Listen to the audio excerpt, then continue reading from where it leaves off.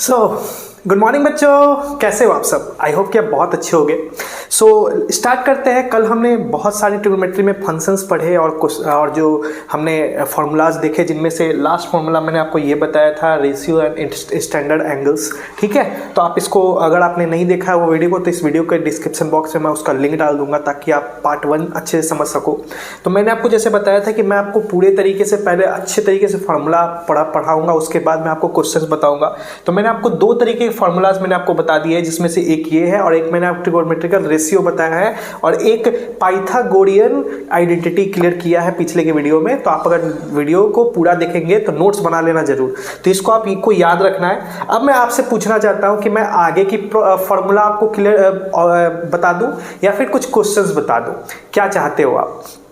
मुझे जहाँ तक लगता है, जहाँ तक मैं सोच पा रहा हूँ एज अ स्टूडेंट, कि जब किसी स्टूडेंट को बार बार एक ही चीज़ पढ़ने को मिलता है तो वो बोर हो जाता है। तो मुझे भी लगता है कि अगर मैं आज फिर से फार्मूला पढ़ाने लगा तो शायद आपके लिए ये वीडियो बोर हो जाए और आप वीडियो को पूरा ना देख पाओ। तो इसीलिए जो फार्मूला मैंने कल बताया था, ठीक है, उससे रिलेटेड मैं कुछ क्वेश्चंस आपको बताता हूं ताकि आपको थोड़ा इंटरेस्ट जगे वीडियो देखने में। फिर हम लोग आगे के फार्मूलास पढ़ेंगे, फिर हम लोग आगे की पढ़ाई देखेंगे, आगे के क्वेश्चंस देखेंगे। ठीक है, तो कुछ जो क्वेश्चंस मैं दूंगा, ये क्वेश्चंस जो है कंपटीशन लेवल के हैं, कंपटीशन का बेस बनेगा आपका। ठीक है, कोई क्लास से रिलेटेड नहीं रहेगा। तो जो क्वेश्चंस रहेंगे थोड़े से लेवल के रहेंगे, अच्छे मतलब लगेंगे आपको कि हाँ है क्वेश्चंस। ठीक है, तो लेट्स स्टार्ट, क्वेश्चन देखते हैं। तो आज का पहला क्वेश्चन देखते हैं हम लोग। ये जो मैंने अभी जो आपको एंगल्स बताए थे उस पर बेस्ड जो है क्वेश्चन है। तो ये बड़ा आसान क्वेश्चन है, आप देख सकते हैं। अगर आपको फार्मूला जो मैंने कल बताया था वो याद है आपको, तो ये आपको आसानी से बन जाएगा। तो ये एक लाइन में बनने वाला आंसर जो है आपका जो है सवाल है। तो आप इसको कैसे सॉल्व करेंगे, जैसे कि मैंने आपको कल बताया होगा। अगर आपने नहीं पढ़ा है तो मैं यहाँ पे आपको उसका जो है पूरा ब्यौरा दिखा दूंगा ताकि आप जो है चीज़ों को, एंगल को याद रख सके। तो मैं आपको थोड़ा डायरेक्ट इसमें पुट करके बता देता हूँ। जैसे sin 30 का मैंने एंगल बताया था, कितना वैल्यू होता है, 1/2 होता है। ठीक है, sin 45 का क्या होता है, 1/√2 होता है। उसी तरीके से cosec 45 का क्या होता है, जितना sin 45 का होता है उसका उल्टा cosec 45 का होता है, यानी कि √2 हो जाएगा इसका, इंटू cos 30 का क्या होता है। तो याद रहे कि sin 60 का जितना वैल्यू होता है वही वैल्यू जो होता है cos 30 का होता है, यानी कि इसका जो वैल्यू हो जाएगा √3/2 हो जाएगा। अब देख सकते हैं आप कि बहुत सारी चीज़ें कटने वाली है, नहीं कटने वाली आप काट सकते हैं। ये कट गया, ठीक है, और अब तो कोई कटने वाला है नहीं, तो ये आपका आंसर हो जाएगा √3/4। आई होप सो कि ये जो है आपको अच्छा से समझ में आया होगा। ठीक है, नेक्स्ट क्वेश्चन देखते हैं। आज का ये हमारा दूसरा क्वेश्चन है। तो थोड़ा सा क्वेश्चन को पॉज करके सॉल्व करने की कोशिश करिए। आई होप सो कि अगर आपने पिछला क्लास अच्छे से देखा, फार्मूला आपको अच्छे से याद है, तो आपको ये सवाल आसानी से बन जाएगा। तो जैसे मैंने आपको डाटा दिखाया, ठीक है ना, कि 1060 का क्या वैल्यू होता है। तो अगर आप यहाँ पे पुट करेंगे तो आपको निकालना क्या है, x का वैल्यू निकालना है। मतलब इतना is equal to cos x दिया गया है, जिसमें आपको x का वैल्यू निकालना है। तो बड़ा ही आसान है, कैसे बनाएंगे आपको बहुत ही आसान क्वेश्चन लग रहा होगा कि सर इतना भी आसान क्या ही होता है, लेकिन ये बेस होता है। ठीक है, अगर आप ये क्वेश्चन अच्छे से बना पा रहे तो आप क्वेश्चन को आगे भी अच्छे से सॉल्व कर पाएंगे। तो कैसे सॉल्व करेंगे इसको आसान भाषा में, 1 + cos 60 का वैल्यू कितना होता है, cos 60 का वैल्यू होता है √3। तो √3 का स्क्वायर हो गया, ठीक है, नहीं सॉरी माइनस, और ये क्या हो गया, प्लस √3 का स्क्वायर हो गया। तो यहाँ पे क्या हो जाएगा, आपको cos x हो जाएगा। अब थोड़ा सा कैलकुलेट करेंगे तो √3 का स्क्वायर क्या होता है, 3, और 1 - 3 -2। ठीक है, √3 का स्क्वायर क्या होता है, √3 का स्क्वायर होता है 3, और 3 + 1 4, यानी कि आपका आ गया cos x। तो देन यहाँ पे क्या आ गया, 1/2 आ गया। तो देन ये वैल्यू क्या आ गया, ठीक है, cos x is equal to -1/2। Then x is equal to कितना हो जाएगा, cos, माइनस बाहर कर देंगे तो x इज इक्वल टू आ जाएगा आपका। ठीक है, आपका cos में कौन सा वैल्यू, कौन से एंगल पे वैल्यू 1/2 होता है। तो साइन का जो होता है 1/2 कब होता है, 60 में जो है √3, सॉरी ये इसका cos का जो वैल्यू होता है √2 होता है 60 में। ठीक है, यानी कि एंगल कितना है आपका, 60 डिग्री। ठीक है, आई होप सो कि आपको ये समझ में आया होगा। तो आप इसको जो है अच्छे से देखें, x इक्वल टू कितना आया, 60 डिग्री। नेक्स्ट हम लोग आगे थोड़ा सा बढ़ते हैं और आगे के कुछ क्वेश्चंस देखते हैं, फिर हम लोग आगे के फॉर्मूलाज को देखेंगे। थोड़ा सा आप इसको सॉल्व करके अच्छे से समझने की कोशिश करिए। ओके, आई होप सो कि जो क्वेश्चन मैंने आपको बताया, ठीक है, वो आपको अच्छे से समझ में आया होगा और इस तरीके के क्वेश्चन होते हैं इस जो भी फॉर्मूले मैंने आपको बताया उसके अनुसार। तो अब मैं आपको कुछ जो है फॉर्मूला बताने जा रहा हूँ जो आपको नोट करने हैं, और इस पूरी वीडियो को जब आप अच्छे से देखेंगे तो आपको अच्छे से सारी चीज़ समझ में आएंगी कि कैसे आप जो है फार्मूलास को याद करके आप क्वेश्चन को सॉल्व कर सकते हैं। तो फार्मूला है लास्ट जो मैंने आपको बताया था वो बताया था पाइथागोरियन आइडेंटिटी। आज हम लोग हम लोग जानेंगे क्वॉशिएंट आइडेंटिटी।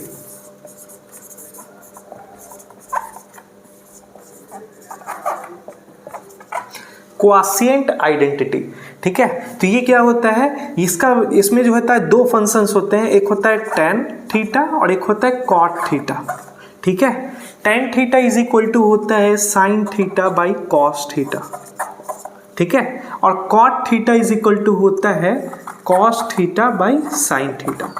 अब ये कैसे होता है तो आपको मैं थोड़ा सा प्रूव करके दिखाता हूँ ये कैसे होता है, ठीक है, ठीक है, प्रूव करके आपको दिखाता हूँ। tan थीटा का रेशियो मैंने क्या बताया था, ट्रायंगल के बेस पे p बाई बी, ठीक है। तो थोड़ा सा इसको गौर से समझते हैं, ये आना चाहिए आपको, ठीक है, ये प्रूव करके आना चाहिए। थोड़ा सा इसको गौर करके देखते हैं। दिया हुआ क्या है, tan theta is equal to sine theta by cos theta. अगर ये सही होगा तो ये वाला इसको सॉल्व करके ये आएगा, ठीक है, अगर ये सच होगा तो कैसे होगा, जरा सा गौर से देखिए। साइन थीटा का रेशियो क्या होता है, p by H. Cos theta का रेशियो क्या होता है, b बाई एच। तो इन एच कट गया तो बचा क्या, p by P. I hope so कि आपको समझ में आ रहा है कि सेम चीज हमने प्रूव करा है। इसका मतलब ये है कि ये फंक्शन जो है बिल्कुल करेक्ट है और 100% ट्रूथ है, ठीक है। सेम इसको भी इसी तरीके से करेंगे तो आई होप सो कि आपको ये चीज क्लियर हो जाएगी, और इसका भी क्या आएगा, b बाई पी, ठीक है। तो ये आपका प्रूफ हो गया। तो आई होप सो कि ये फॉर्मूला आपको समझ में आएगा, आप इसको उतार लें, ठीक है, ताकि हम लोग और आगे के फॉर्मूलास को पढ़ सके, ठीक है। तो अभी थोड़ा सा हम लोग आगे के फॉर्मूलास को पढ़ते हैं। अब हम लोग जो फॉर्मूला पढ़ने जा रहे हैं वो बहुत ही इंपॉर्टेंट फॉर्मूला है, और इस फॉर्मूला को पढ़ने से पहले आपको कुछ चीज़ें समझनी होंगी जो बहुत ही ज़्यादा इंपॉर्टेंट है, और अगर आप इसको नहीं समझेंगे तो ये फॉर्मूला भी नहीं समझ में आएगा और इससे रिलेटेड आपको क्वेश्चन भी नहीं बनेंगे। तो सबसे पहले मैं फॉर्मूला का नाम बता देता हूँ, ये है कोफंक्शन आइडेंटिटी।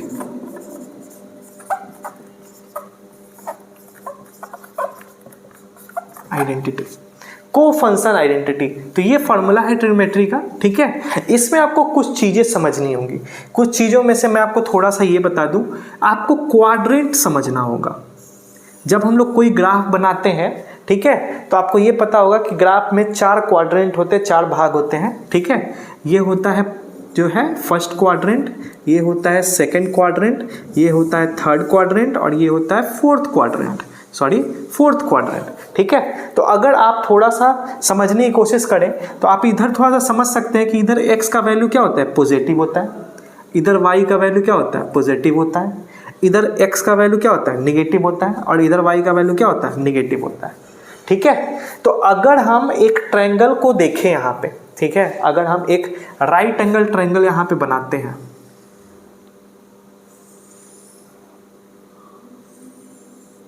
राइट एंगल ट्रायंगल, ठीक है।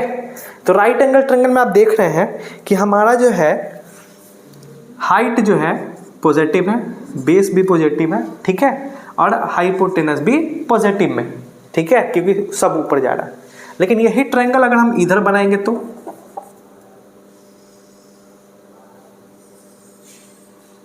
इधर बनाएंगे तो आप देख रहे हैं जो हमारा परपेंडिकुलर है वो तो पॉजिटिव है, ठीक है, क्योंकि पॉजिटिव डायरेक्शन में जा रहा है। जो हाइपोटेनस है हमारा वो भी पॉजिटिव डायरेक्शन में है, लेकिन जो बेस है हमारा वो निगेटिव डायरेक्शन में जा रहा है, क्योंकि ये x माइनस की तरफ है। उसी तरह से अगर हम इधर की ओर बताएंगे, अगर हम इधर की ओर ट्रायंगल को बनाएंगे तो आप थोड़ा सा गौर से देखें कि यहाँ जो परपेंडिकुलर है वो भी निगेटिव में जा रहा है, यहाँ पर हाइपोटेनस जो है वो भी निगेटिव में जा रहा है, और जो बेस है वो भी निगेटिव में जा रहा है। और अगर हम यही चीज़ इधर बनाएंगे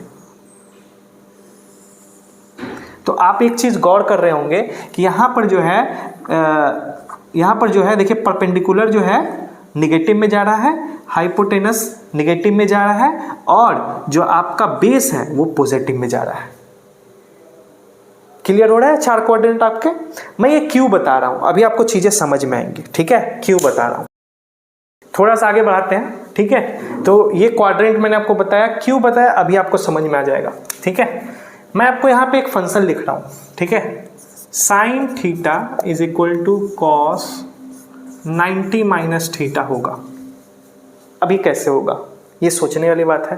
तो एक मिनट थोड़ा सोचने की कोशिश करिए, ठीक है, कि ये जो 90 माइनस थीटा है कौन से क्वाड्रेंट में जाएगा, फर्स्ट क्वाड्रेंट में, सेकंड क्वाड्रेंट में, थर्ड क्वाड्रेंट में या फोर्थ क्वाड्रेंट में। तो ये 90 माइनस थीटा यानी कि 90 से छोटा है, तो 90 तो यहाँ तक है, तो ये कौन सा क्वाड्रेंट पे जा रहा है, फर्स्ट क्वाड्रेंट में जा रहा है।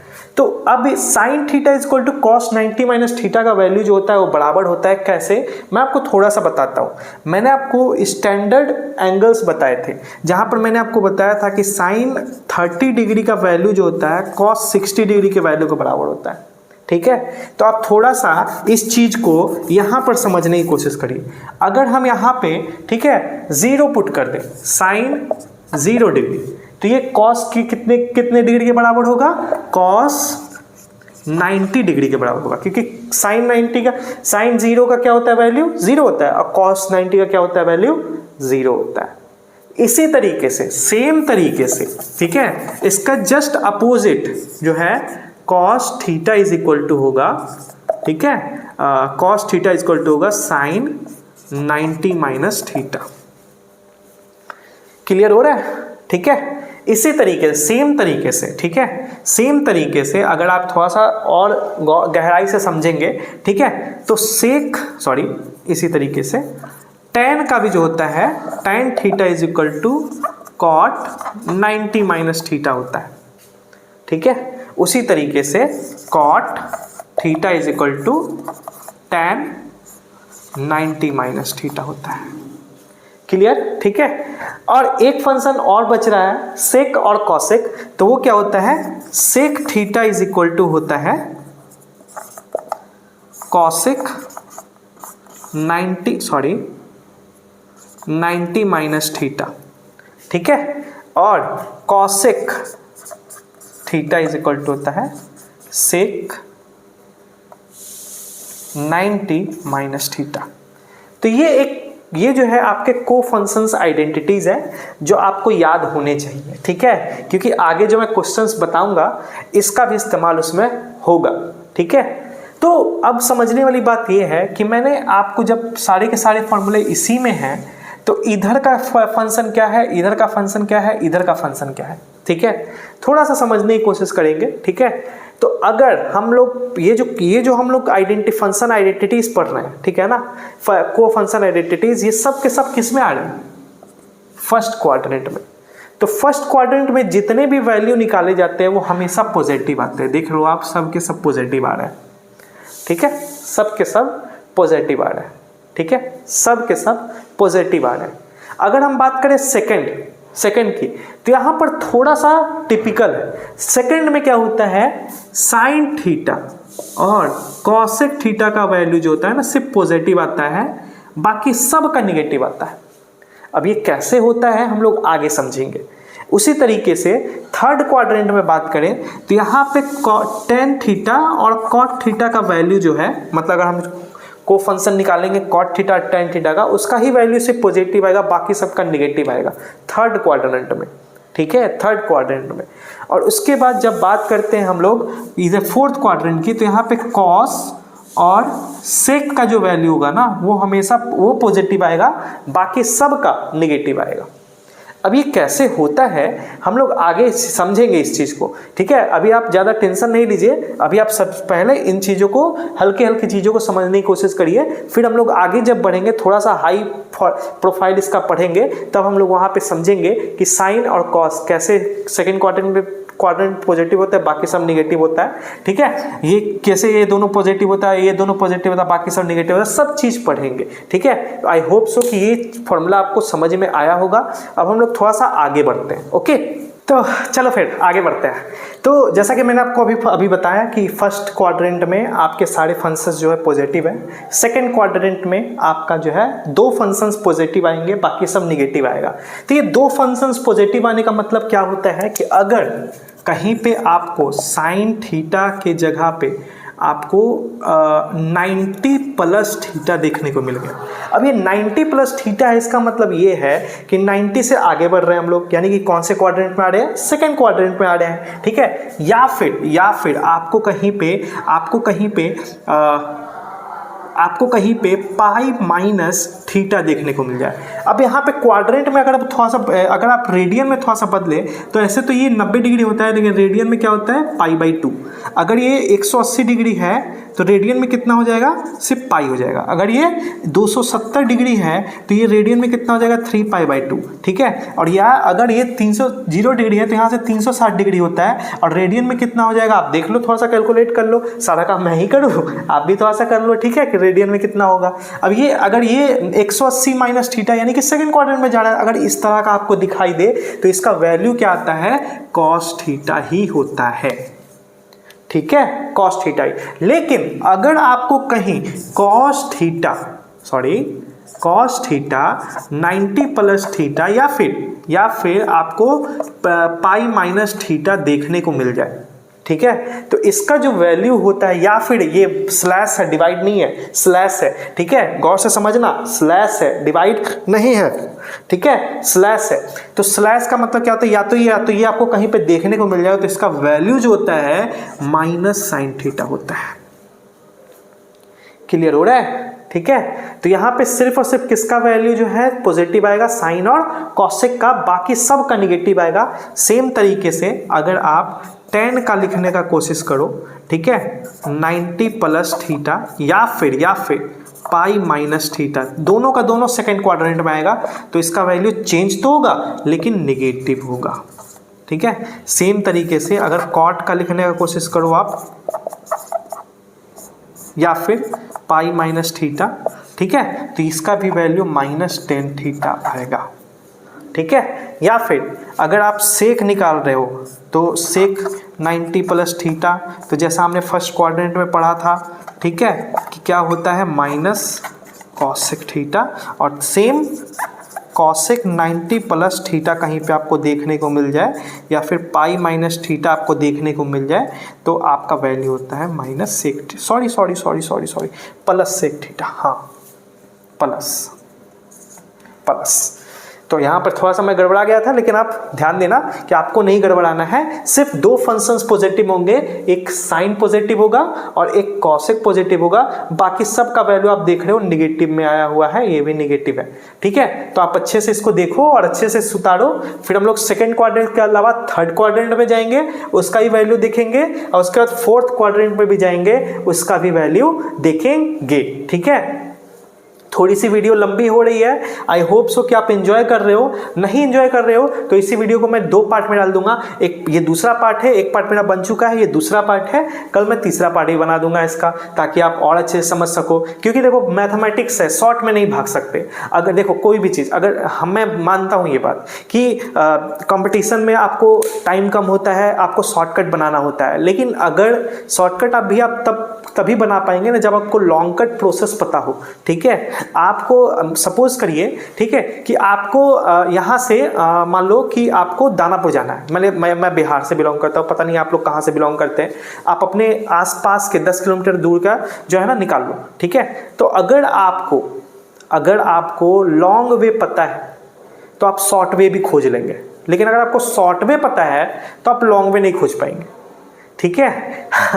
लॉन्ग वे पता है अगर आपको, अब समझो आप, ठीक है, कि मान लो कि आपको 10 किलोमीटर दूर कहीं जाना है, उसका लॉन्ग वे पता है कि नहीं 11 किलोमीटर लगेगा और मैं पहुंच जाऊंगा, तो उस लॉन्ग वे के बीच से कुछ ऐसे भी तो रास्ते निकलेंगे ना जो शॉर्टकट में आपको पहुंचा देंगे। तो अगर आपको लॉन्ग वे पता है तो आप शॉर्टकट ढूंढ लोगे, लेकिन अगर आपको शॉर्टकट ही पता है तो आप लॉन्ग कट नहीं ढूंढ पाओगे, ठीक है। तो एग्जामिनेशन में अगर आपको लॉन्ग कट बनाने आता है तो आप उसको शॉर्ट कर लोगे, लेकिन अगर आपको शॉर्ट बनाने आता है तो आप उसको सॉल्व भी नहीं कर पाओगे, ठीक है। आपका दिमाग काम करेगा ही नहीं। और सिंपल सी बात है, अगर आप अपने माइंड को बूस्ट करना चाहते हो, अगर आप चाहते हो कि आपकी थॉट प्रोसेस, आपकी सोचने की क्षमता बढ़े, तो चीज़ों को ना लिख के लॉन्ग में बनाने की कोशिश करें, शॉर्ट में नहीं। अगर आप लॉन्ग में बनाएंगे तो आपका दिमाग चीज़ों को सोच पाएगा, समझ पाएगा, ठीक है, और उस तरह का आंसर दे पाएगा। लेकिन अगर आप शॉर्टकट सोचेंगे ना, तो जिस तरीके से हमारा आज का इन्वायरमेंट है, जहाँ पर हम लोग 2 सेकंड 1 मिनट से भी कम की वीडियो देखकर स्किप कर देते हैं, तो हमारा थॉट प्रोसेस और हमारा सोचने का क्षमता भी उतना ही हो गया। हम कोई भी चीज़ पर जो है ना मतलब कि फोकस नहीं कर पाते हैं। हम लोग जो है 2-3 सेकंड फोकस करते हैं और वहाँ से फिर स्किप कर जाते हैं, ठीक है। तो वो चीज़ें नहीं हो पाएंगी। अगर आप अपना थॉट प्रोसेस बढ़ाना चाहते हो, समझना चाहते हो, तो आपको चीज़ों को लॉन्ग में समझना होगा, ठीक है। लॉन्ग में वीडियो देखना होगा। शॉर्ट में वीडियो देखने से आपका जो है ना माइंडसेट बढ़ेगा नहीं। आई होप सो कि ये वीडियो 20 मिनट की हो चुकी है, ठीक है। मैं इसको अगर थोड़ा सा एडिट भी करूँगा तो थोड़ा सा और बड़ा होगा, रहने देता हूँ। फिर नेक्स्ट क्लास में आगे की ओर पढ़ेंगे। अभी हम लोगों ने सेकंड क्वाड्रेंट देखा है, फिर थर्ड और फोर्थ भी बचा हुआ